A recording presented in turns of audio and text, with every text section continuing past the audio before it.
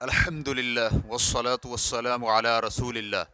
مدیر سے شرماتے ہوئے صدقہ کیا۔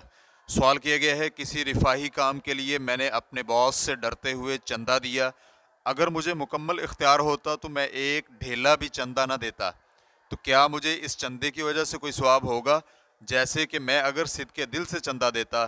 اگر ثواب ہوگا تو اس کی دلیل پیش کر دیں۔ الجواب بعون اللہ سبحانہ وتعالی، اگر معاملہ ایسے ہی ہے جیسے آپ نے ذکر کیا ہے تو آپ کو اپنے اس عمل پر اجر نہیں ملے گا، کیونکہ آپ نے یہ رقم دیتے ہوئے رضائے الہی کو مد نظر نہیں رکھا۔ آپ نے تو اپنے مدیر سے ڈرتے ہوئے چندہ دیا تھا، اور رسول اللہ صلی اللہ علیہ وآلہ وسلم سے ثابت ہے کہ اعمال کا دار و مدار نیتوں پر ہے، یقیناً ہر شخص کے لیے وہی ہے جس کی اس نے نیت کی۔